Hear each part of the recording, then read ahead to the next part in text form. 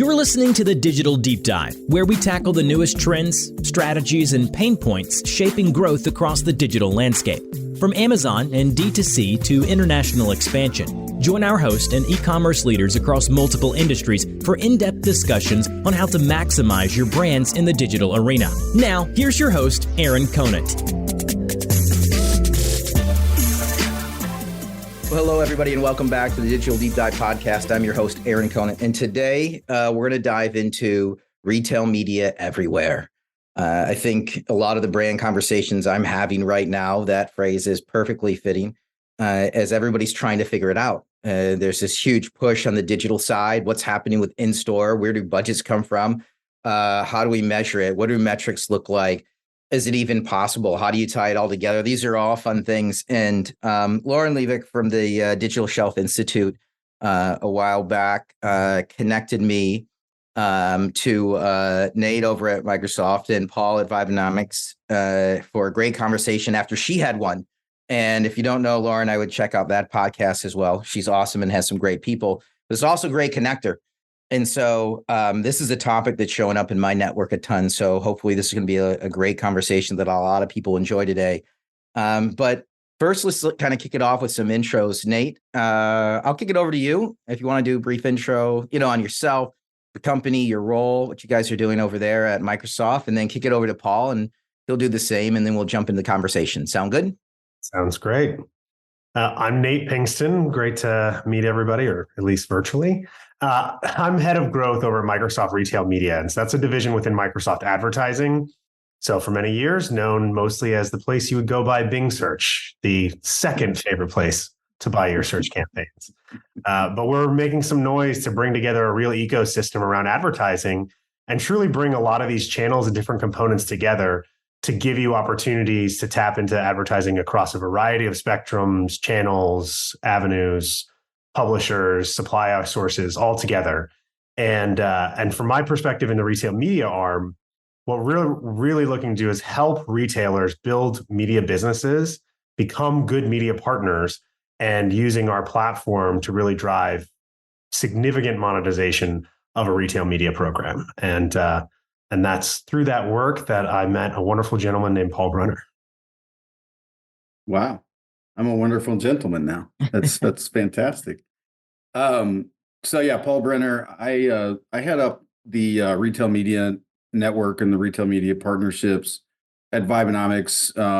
We are part of a larger company called Mood Media, who has probably 90% of retail stores in the country has some service that they use, whether that's sense or video or audio.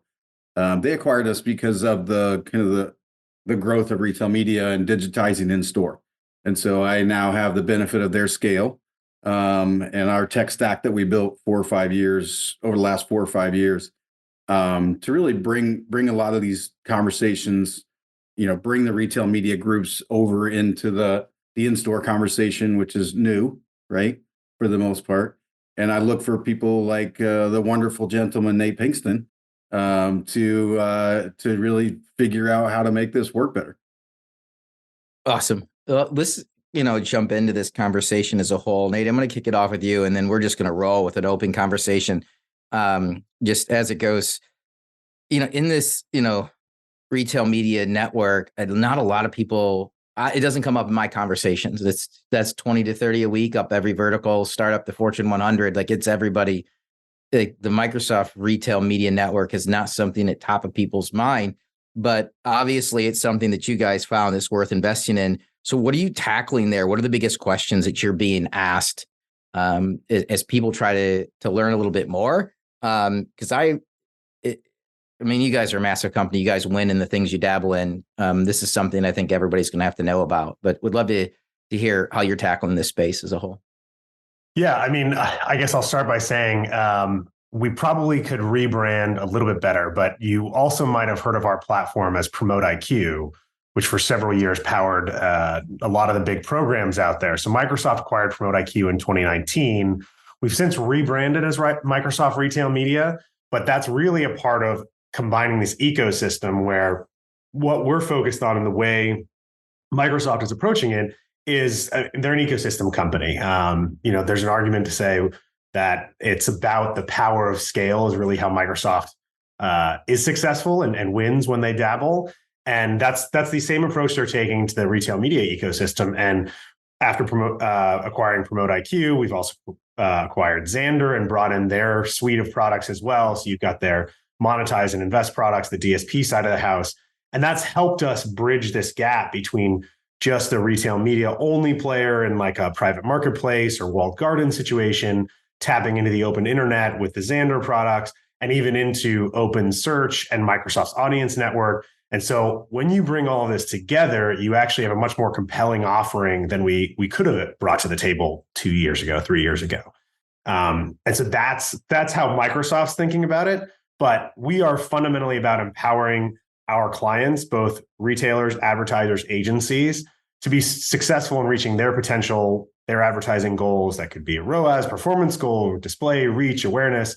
We're looking at the ways that we bring the right tools to empower them. So it's a solution set. It's a solution set to tap into this ecosystem. But we think the most power comes from when you can do it everywhere. And so that's why we love the term retail media everywhere. And you've got to be able to get to where your consumers are. And that's where, right now, 85% of conversions are still happening in store. They're still happening, physically. So you're capturing the conversion in metrics in store? We do. We have been for about 2-3 years with point of sale data. And even 2 years ago, we could take an online digital impression or click and link that user to their purchases in store where there was identification. But think of entering your loyalty number at a grocery store. It's probably your phone number. Who doesn't do that to save those extra few cents on every product you're buying? It's phenomenal identification and match rates. But because you do that, and we've got you identified when you're browsing on the web from your time checking out, you're in the app. Yes, we can tie all of those point of sale conversions to digital impressions. And we extended that about 1.5 years ago, even to when a lot of our retailers have in-store mode and app. And so that's a different experience, but we serve unique ad placements for those in-store moments that help drive in-store conversion, link it back to that point of sale data in store. And now you've got something stitched together. We haven't done to date is do something in the physical ecosystem of as you're walking around. What are you seeing? What are you hearing? What are the ways we can help engage a shopper as they're physically in store, which everything we see is, shoppers are back. It was actually a pretty great Black Friday and looking like a good Q4 for retail. But a lot of that, honestly, is as people are back shopping and they're doing it physically in real life. Yeah, Paul, like you're nodding your head this whole time. Would love to hear your thoughts here as well. But I totally agree. Like I'm back in the store. I have people I think like to shop. Now, maybe they don't like to shop for cars or something like that, but traditional retail, a lot of it, people like to shop. Yeah. Yeah. It's, there's numbers you use like what Nate used, which is like the percentage of people, right, that still shop. The reason I think Microsoft and Vibe eventually like started to be a little more serious about what could we do together, what can we work on together, was when we hit scale. And now, when you think about it in other numbers, like we are for Vibenomics, for the retail customers that we serve, we audio or visual foot traffic in the store is about a little over 1 billion visits a month of people. 170 million unique people. Multiple shopping. We have things that show 70% of people that visit grocery stores we serve also go to a home improvement store that we serve, right? And also go to a C-store we serve. So 7 times a month minimum, right? Those people are in the store. So, that's better than viewership, really, when you look at it. So then are you stitching all that together? And then when you're talking the audio and the visual, this is in-store media as a whole. And then how sophisticated does that get based on where people are at in the store and who's in the store and what they're doing? Yeah, I think today we're still treating it as mostly just in-store in the venue. We're piloting a lot of things to start isolating into the soon to be ratified IAB zones, right? The taxonomy was a big part of that discussion. So we've kind of got that solidified now, and we're going to march towards that. But the 1 billion number is just feet in the stores, right? And it's actually about 1.19 billion, if you want the exact number. But that's where, I think because we're the physical store company, Nate doesn't really have to worry about, that gap in between. It's just that we're compliant, right? It's trusted. We have the relationship with the retail media networks to, be able to work with them and get better at it. And so that's, I'm listening and nodding with him because, you always say 80%, but it sure sounds a lot different when you say over 1 billion people shopping a month in just the venues that we cover, right? And that's, top 3 pure grocers and, drugstore, large drugstore. So substantial, part of the population. No, but what I love about it, it's this stitching together of everything, which nobody has done quite yet. Right. And there's everybody's been asked to spend more and more retail media dollars, I think, thanks to Amazon, right? Who ironically doesn't have the true in-store presence for most of their products that they're selling. I mean, there's the Whole Foods and everything else, but for most of what they're doing, there's not the in-store presence, but they drove this huge influx of retail media dollars, and they were able to show, a ROAS around it. And then all these, the other retailers were asking for money back as well. And what brands are asking for is like, I don't care where I spend the money. I just need to have some attribution. I need to show that it's being impactful, and I'll spend money with you. But we're still trying to figure that out. I mean, is that what you hear, like, Nate, as a whole? Yeah. I mean, I think it's even, well, what I would say is advertisers need to tell a story and justify the performance of the dollars they spend. And they need to do it across channels. They need to do it across mediums. And so wherever it's going, they've got to be able to tell a story back to their own stakeholders, bosses, the public market, if they're a public company. And so they need help there. And we've worked in this scenario of Amazon and a few other walled gardens for a long time. And they all kind of, even retail media networks that are part of like actual other networks, a lot of them have their own nuances, ways of doing attribution, and it's not an apples to apples comparison in a lot of cases. And it's frustrating to brands and agencies who want to do this at scale and are getting to a point where are they going to manage 50 different channels, 50 different retail media networks that all are a little bit different, and you need to know the nuances. They're going to spread spend across all of them. I mean, I don't see that lasting. And so what we are really pushing for, and we're trying to work in partnership with people who sit across large footprints like Vibenomics, but also with the IAB and the broader industry communities, is there needs to be a way to look at incrementality and look at it across channels. And that's going to necessitate standardization in what we talk about as retail media metrics. And, something as simple as return on ad spend, which is hopefully true sales. We can get into whether you like modeled sales or not, but, things like consistent attribution, things like what an impression is, whether it's on actual view or sometimes on page load some places. Like, we need to get to a place where we can all agree things have the same standard. And that's what we're pushing for. We think that you need to be able to look at a retail media dollar that's been on-site, off-site, even in social networks, and especially when it comes in store, and be able to evaluate those dollars head to head. And marketers want to be able to look at that and say, I know which channels are driving real value for me. And I think if you look at a couple players in the market, like Unilever, for instance, who's starting to bring together how they look at gross sales instead of like, let me have a person who's just focused on this type of budget and just needs to look at this ROAS. And let's pretend that we're not going to double count any sales across channels if ever I'm getting ROAS from 10 different sources. It's going to be something that consolidates, is brought together. And Microsoft has long taken a perspective that measurement's incredibly important. Data and transparency is one of our key pillars of how we run our business. And retail media from the beginning has been something where we think bringing that to the advertisers is core to the value prop we have. So we are building together in a way that we can tap into even partners like Vibenomics and show that incrementality and give you metrics consistent across your spend for all of those channels that we see. Yeah, I mean, Vibenomics almost becomes essential, or a company like them, because, like you're saying, they want the whole story, and there can't be a gap in it. And over 1 billion store visits, we got to track it. We have to track it at this point in time. And like I said, we leapfrogged forward when Mood acquired us because they automatically had all these retail experience, merchant side. Don't get me wrong, merchant side. I have to win the retail media business.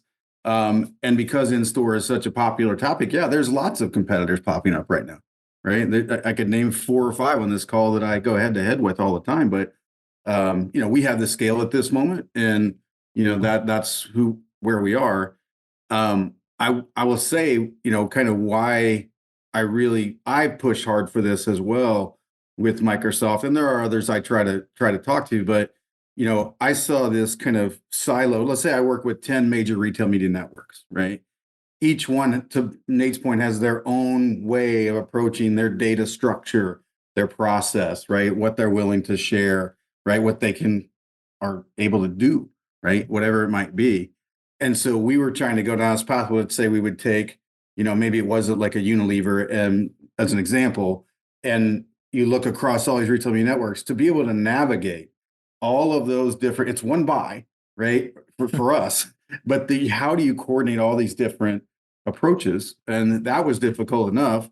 And now we've got to the point where, we're in discussions about this omni-channel, and now it's even more complicated to do. It's not something I can do, right? I have to turn to somebody else that has this specialty. And it's early. I mean, it's going to be, I think, a lot of lessons learned in 2024. Yeah, I mean, you hit on a couple of things. One is, the competition that's out there, but that's slowly shrinking. I think what I've seen, as the PE/VC money dries up, you have to have scale at this point in time. You have to be post-Series A and profitable, or you're not getting the next round, because there are companies that have established themselves that people feel safer putting their money behind. And so I'm seeing, some of the smaller ankle biters, start to go away. Anybody could have started a digital anything company over the past 2.5 years, it seems like, because there's just money flying everywhere. It's those key players that, are in place and, like you said, have scale. The other thing that I was thinking about, though, Nate, while you were talking, was around who's driving this, because what I'm seeing is people are just starting to realize they want this. It's been so busy, and there's been so much money, and people have been signing up for all this different stuff. And now the newest trend that I have right now, I'd say for the past 3 to 6 months, is all around profitability and rationalization around spend. And I would say a year ago, what you're talking about is kind of almost a nice to have. Oh, that's neat. That'd be neat to have. But I think within the next 6 to 9 months, that what you're talking about is almost going to be a must have, right? You're going to have to be able to tell a better story, or you're not going to be able to rationalize the right spend. Or you're going to be able to rationalize some spend, but in order to win, it needs to be the right spend. You hit on something that I don't think is isolated to venture capital. Is resources and money is, more scarce. It's harder to come by. You need to justify the return and value you're going to get for it, whether you're a VC investing in a new company and tech startup, or whether you're a marketer and you've got less marketing budget this year or in 2024 than you did in 2020 or 2021. It was a boom time for e-commerce and everybody wanted to go into digital, but now they've got to look at what they've got in terms of their own goals and how do they hit those benchmarks. And as it becomes harder, and as CPGs and any advertiser looks at being most efficient, or more efficient at least, with that ad spend, they're going to ask tougher questions. And so I think it's going to be driven by the scarcity of ad dollars, that you have to be able to provide more value to the advertisers. And so that, that demand is going to flow to where it's getting the most value. And the supply in the market is going to have to change to reflect what drives that, or left behind. I mean, I do see a world where not every retail media network is going to thrive. And you need to look at what your model is going to be and evolve to be a good media partner. And that's something we talk to our retailers a lot, is if you want to be a successful retail media network, you have to be a good media partner. And media business is a particular thing. Like, they think about and make decisions in a certain way, and you've got to make sure you're driving value against those decision-making goals. Yeah, I think the timing of what the IAB doing is really that inflection moment, right? There's not much the IAB has gotten involved with over history that hasn't become more of an accountable, right? Metric driven type of business. And that itself shows you that the next 6 to 9 months says that's ratified, and it now includes in store, and there's requirements for how retail media dollars are proven, right, as effective. It is going to put more and more pressure on, automation, right, better decision making, being more inclusive of all the ways you can reach your shopper. And I mean, I was, you have some luck in your life, and that's kind of what I guessed would happen like 3 or 4 years ago when I joined this company. I didn't know it would be this size of market. For God, I never could predict that. But and there's so many factors why it's grown. But I always knew that in-store would have to become digitized to support, what kind of launched as on-site. I thought it would go on-site in-store. I was wrong there. It went on-site, off-site, and now back to us. But it's just, I think the IAB thing is just an inflection. It's just, hey, we have to take this more seriously. Did you want to highlight some of that? And then that's probably a whole nother episode that I'd have with the IAB. I did one a few months back, but do you want to highlight some of what you're talking about, just for people if they're not familiar? Yeah, I mean, it was open for public comment. I think it's closed now, and my assumption is by timing it would be rolled out at the IB ALM event. I'm kind of guessing, but that's normal. It's really just an exercise on what are the true definitions of the parts of on-site, the parts of off-site, the parts of in-store, for in-store audibility and viewability standards, minimum data that needs to be returned back for it to be attributable. It's deep. I mean, it's a deep document. What I really liked the way that it was Jeffrey Bustos that ran it. He really brought in a lot of voices. I mean, this committee was humongous initially, and then the measurement team was smaller, but it was still retailers and brands and appropriate folks like service providers like us, or in the on-site space like Microsoft, and they just really listened to everybody. I mean, it was amazing how much input was given, which to me that's why I say it's an inflection point, because there were so many viewpoints that wanted it to be better. Right. Well, yeah. I mean, we just want to all be talking about the same thing when we say something, right? And you look back 2 years, if somebody said retail media, most people didn't know about what it was. And, oh, wait, it's also still in store, let alone, paid digital media. Oh, wait, it's Amazon. It's, Walmart Connect. But this is, I mean, the podcast that just actually released yesterday was all around Walmart Connect and their digital retail media whole arm as a whole. People are trying to soak this up, but kind of like, Nate, what you're talking about, everybody they go to talk to is telling them something different. There's no like standardization, and they're just like, I couldn't even craft a story if I wanted to, right? It's like, well, and it's going to continue to be a challenge. I think Paul mentions 2024 being a big year. We're not going to solve for this immediately or really quickly. The IAB stuff is a great example where we're moving the industry and setting some expectations, but you're not going to get people to snap to it. Even from my own perspective, Microsoft, platform roadmaps, those are not short-term things. And so you build towards that. But I think what you're seeing is a movement and a push, not just from the advertisers and agencies, but also from retailers who want to buy into the most valuable way to do this, set this up right, get this moving forward towards a direction they think the market and industry is going. And so you will get this alignment through things like the IAB, just generally how people are making decisions.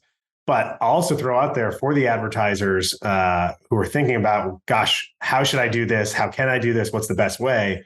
It is still a time with so much explosive growth to jump on and try out some of these new mediums, because I think you're still going to also get, we haven't figured out how to price it right. And so we're trying to get people to do adoption. And guess what that means is, frankly, we're underpricing it because we know it'll have value at that rate. And so it's a great time if you need that extra way to prove, good marketing return, good value, go out and try some of these new mediums, because until things get shaken out, there's not going to be maturity in the pricing either. So there is still a lot of opportunity as we evolve.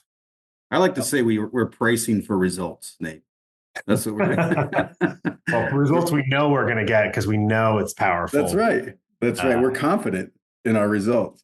We did that conversation with Lauren, and Nate and I have done quite a few things together back even the path to purchase. And, we just keep reinforcing the importance of getting brands involved. I've had some success after Lauren's DSI posting with some of the RFIs that I'm involved with. I had some brands reach out and talk to some about how they could be a part of that, right? To be testing and learning. We've had our own sales team getting more responses about that. And then we kind of hit a wall when people think it's too complicated, right? It's too hard to execute. Maybe just an in-store is easy enough. If you're one retailer specific, yeah, we can do that. In-store only with a couple retailers, oh boy, now it's getting hard.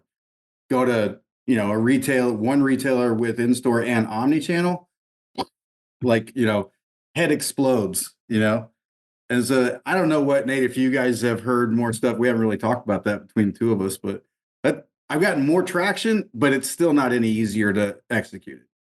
Well, it's Q4. I'm looking out. I'm looking at a lot going on. Q3 of next year. Everybody wants to. Q4 is the time to do what works. Everyone's risk averse in Q4. But what I'd say is, barriers to entry for advertising channels, especially new advertising channels, is not a new thing. And we've seen that for a long time. It's been one of our thoughts and one of our core focuses, the value that we bring to retail media networks is a scalability to engage brands of all sizes and allow even smaller advertisers who may not be able to afford creative agencies to get into display and get into the game and have a way to access those types of mediums because they work. And so we continue to see that as a really important way to democratize any new channel. And so I think that's important. I think that will be part of it. Some of the stuff that we do is look at ways, can you leverage media across multiple channels? Can we do things to import or use similar sizes? I mean, there's not standard IAB sized stuff the way programmatic display has across retail media networks, but can you at least tap into those? So if you have something, it can be repurposed. But also when it comes to, creating new display creative, I mean, one of the things we're really excited about to open perhaps a whole other can of worms is how we can use the power of AI to either create net new creative for people or adapt and modify existing creative to apply it across new channels. And so we see that as a big part. And perhaps, I don't know when this is going to air, but I could be jumping the gun with some of our announcements. But I mean, Microsoft happens to be okay at AI / I think we're probably leading the way and doing things that are going to maybe define how we think about AI, particularly in advertising. And we're bringing that to the table. We've already done things like incorporated ChatGPT into the new Bing, and we're rolling that out in co-pilot fashions, not just across our Office products, but across the entire Microsoft ecosystem. We're going to have a co-pilot for just about everything. And that's going to include AI generated creative. We have a whole creative suite that's going to allow you to tap that into that in an automated way. That's going to be huge. Because we talk about profitability, content creation is expensive. And people consume content more than they ever have before, and it just keeps getting faster. Companies need more than ever, and yet it's cost a ton. You just got to throw people at it right now. I mean, if you solve for that, I should probably say. It's a when. It's absolutely a when. Yeah. It's going to be super interesting when we get to the point where I, as a brand, can take my brand guidelines, my product descriptions, and upload them in and say, okay, here's the performance I want. And then the retail media network is going to ingest it, kick out creative. Maybe it has to go to brand team or regulatory affairs. Gotta have safe brand safety on both sides of the house for sure. Yep. Right. And then it just starts churning, and it's placing different bids across different platforms based on regional demographics, total income, lifetime value of the customer. And it's upping and lowering the bids based on what's performing, A, B, C, D, E, F, G testing the different content based on regionality. Yep. Well, and not just that ease for your first setup, but going back to the retail media theme, it allows you to tie all of these different channels together more consistently and pivot in the same type of speed and scale that digital is used to. So I love examples that Paul has where you can take, maybe you've got a national branding campaign that you're running in a number of different stores, but you can determine, well, actually, maybe this creative isn't working. You don't have to wait 6 weeks to roll something out and get printers to do it. And maybe that's actually, we're talking months with some of the display technology that Paul's able to bring to the table. You marry that with some of these AI channel unification tools, and all of a sudden you can be switching creative or optimizing across multiple creatives, literally in real time. Yeah. We've done campaigns that shock agencies where maybe it's, well, we got to execute it digitally in like 3 business days in store, but then it's not working the way they want it to. So they'll send us new creative and we'll just change it. Right. Yeah. And, or, hey, we forgot to add multicultural. So let's target stores that index over 25% Hispanic speaking. Here's new creative, like, boom, like that can be automated. I mean, we're playing with that more lab specific, let's say, in times A/B tests, right? Or 100 versions of one creative that's a lot more specific to regionality. But even on the generative AI for the visual side, I mean, the screen tech we work with and the computer vision, I mean, it's AI based. So if you wanted to say that like the audience is prevalently female right now, then make it female oriented. If that person goes away, maybe it's a stock, and then there's a male image, and it's just changing. It can't be like a flashcard. You're not looking like 6-second Vine videos here, but I think it's going to be something that has some resonance, so it's not kind of ugly. But that's definitely where I see it going. And what's right behind that is Minority Report. Remember that movie with the swipe? Predict the future. Yeah.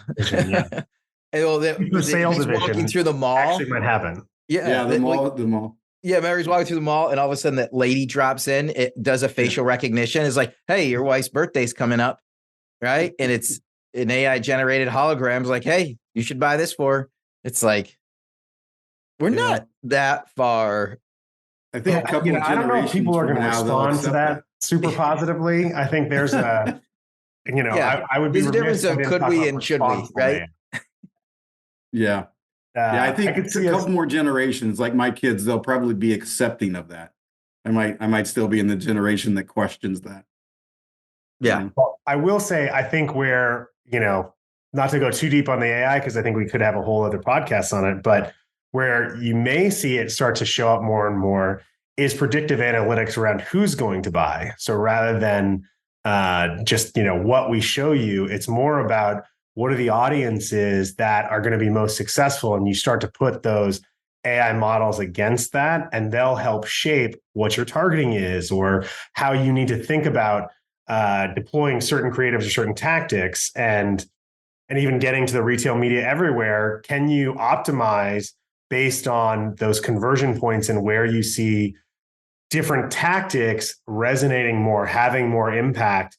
And you can start to do it in regional ways and let the computer model solve for you how to do some of that optimization. And that's absolutely the type of thing we see is not very far away. We're already doing it when it comes to relevancy and what drives the most clicks. it's not a leap to say, all right, let's take that across channels. And when we're doing that cross-channel measurement and measuring true multi-touch retail media everywhere, let's optimize how you're spending across all those channels. I think on that influence side, way back in the day when Amazon filed for anticipatory shipping, and everybody's like, that's so silly. How would they know what I'm going to buy before I buy it? And then everybody's like, actually, they're getting it really close, almost to my doorstep, where it's not quite shipping before I want it, but it almost is. It almost is, where I can be online at 10 o'clock at night and it'll say it'll be there by 8 a.m. Like, wait, what? Like, they knew I was going to buy something. They totally knew I was going to buy something. I mean, I'm glad you went down the AI path, though, and maybe we should have another whole podcast on it, because if I had you on and if I had Microsoft on, right, and didn't ask about AI, like my phone would light up as soon as this thing. Why didn't you ask them? Why didn't you ask them? It's we're infusing it into everything that we do, and I don't want to cut Paul out too, because I know they're looking at different ways to leverage AI as well. But we are able to take a lot of the use cases and look at what people are interacting with and use that to make it easier to activate, easier to set up campaigns. I mean, campaign management is another big hassle. So if you talk about managing many retail media networks, can you make it easier? Can you reduce the friction to both set up and manage campaigns and then get the metrics out to evaluate it?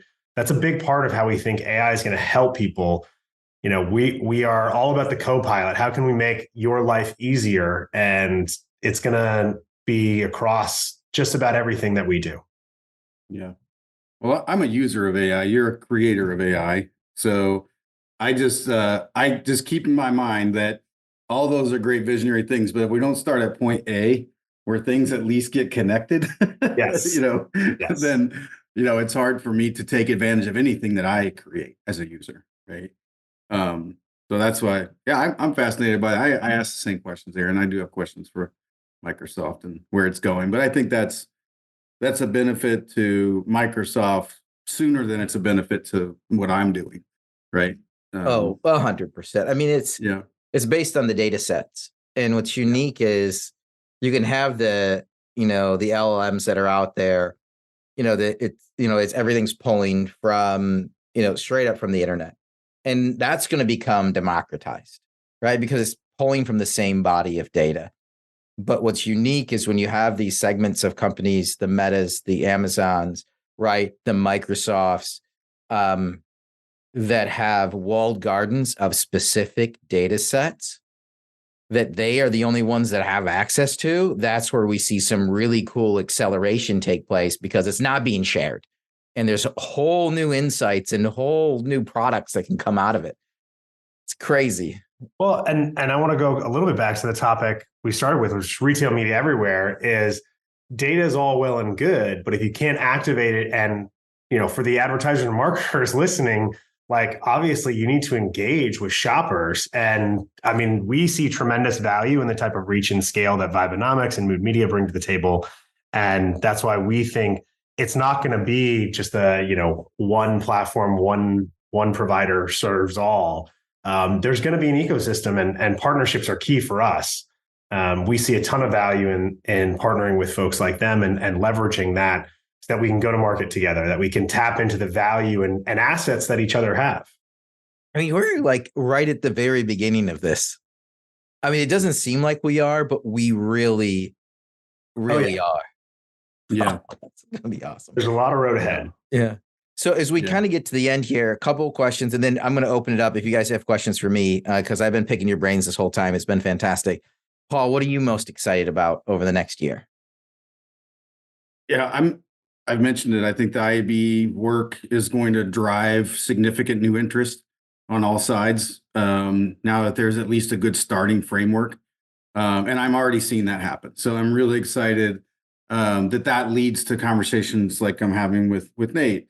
But it's on the brand side, it's on the retail media side. It's all like the flywheel is turning now, right? And that gets me excited from in store.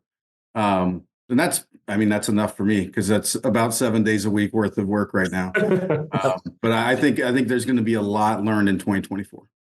Nate, what are you most excited about popping up over the next year? Maybe you can't even share the stuff, right? Well, I'll talk in generalities. I think there's stuff that'll be announced in the coming weeks. NRF and CES are always big times, so I'm sure many folks will be paying attention around those. But certainly throughout the year, I think there'll be some good stuff. But it really, to me, comes back to there's still an evolution of retail media that's happening, and I think there's a lot left that it needs to mature and shake out.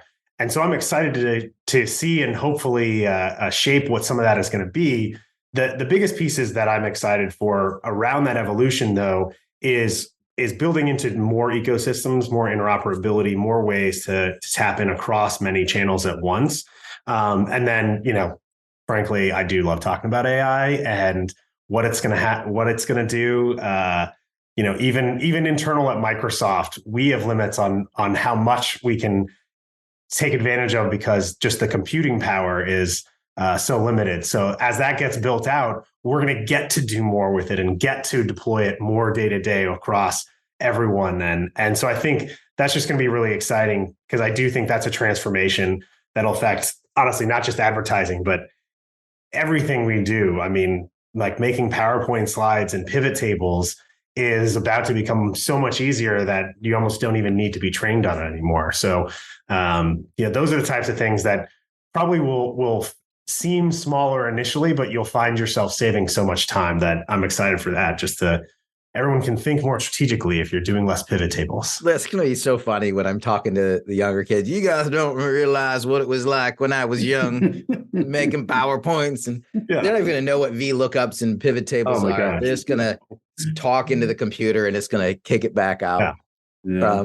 Do you have any, more than happy to, I don't know, I've been picking your brain. Sometimes I feel bad and I just want to say, hey, do you have any questions for me? All I do is talk to brands all day, every day on digital strategy. I mean, I'd love to know, are there things that you're hearing that we didn't touch on that, advertisers and marketers are really focused on? How are they thinking about 2024? And, what are the types of things that they're either most excited for or even most worried about? So they're budgeting right now and trying to plan it all out. And there is a huge push to consolidate across the board all the different providers they have out there. That's not just, you can think of the direct to consumer stack and all the apps they brought on. That's being consolidated. On the paid media side, Omnicom just bought Flywheel to get access to the Amazon piece, but underneath that Flywheel stack, they'd put in Perpetua and a bunch of other ad tech as a whole. So this single point, because they're tired of having 12 different conversations, every month with all these different, ad tech or service providers or agencies that are required to run them all. So that's a huge thing. But going along with it is how do we measure incrementality? And how do we measure conversion when there's all these different data streams? And there's like Megan Caroon over at ClearData is doing some pretty amazing things to be able to splice that apart and say, you can turn Facebook off. You don't even need it anymore, right? Like it's not moving. So just turn it off. And brands will turn it off and nothing will happen. They're like, whoa. And then it's not like that money goes away. They then are just going to be able to take it to a different platform that's working. Now, just because that platform is working better doesn't mean that don't have it optimized or they're using all the right data sets or they're not A/B, C, D, F, G testing. And so they're also looking for that. The story, here's what we're looking to do. Here's our partners to do it. Here's the results we're going to get. And we're super stoked. That's what they want to be able to tell with confidence, which, Paul is really I like what you're saying about the IAB is we can get to a level playing field on what terms mean and what people are looking for. And when they say this, they mean this. When we get all that, like a year from now, it's going to be unbelievable is what it's going to be a year from now.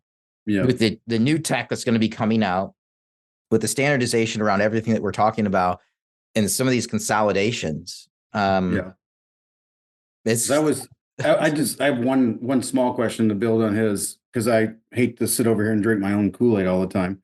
But do brands care about in-store? Oh, 100%. Do they talk to you about it?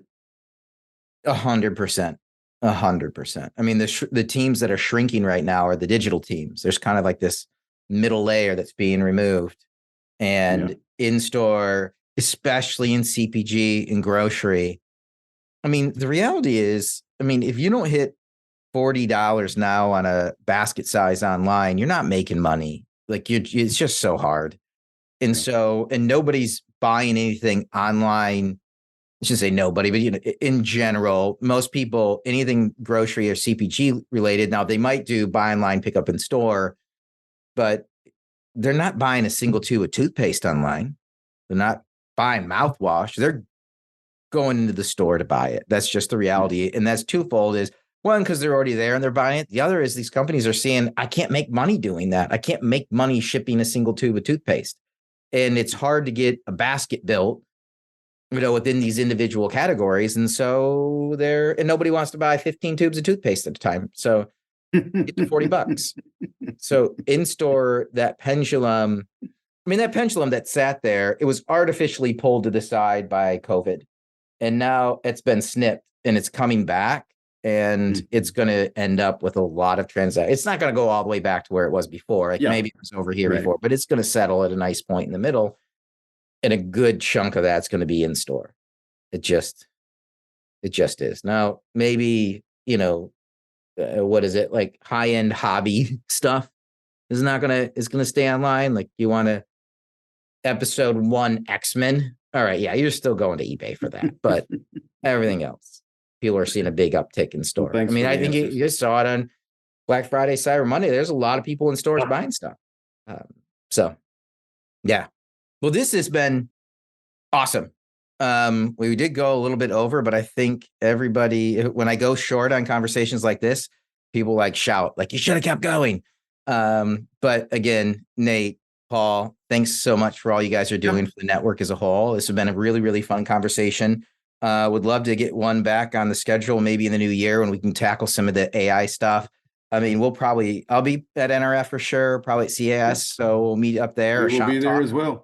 We will be there as well. But thanks again, my friends. Okay. Thanks, here. With that, we're going to wrap up this episode of the Digital Deep Dive. Thanks, everybody, for listening in. Thank you.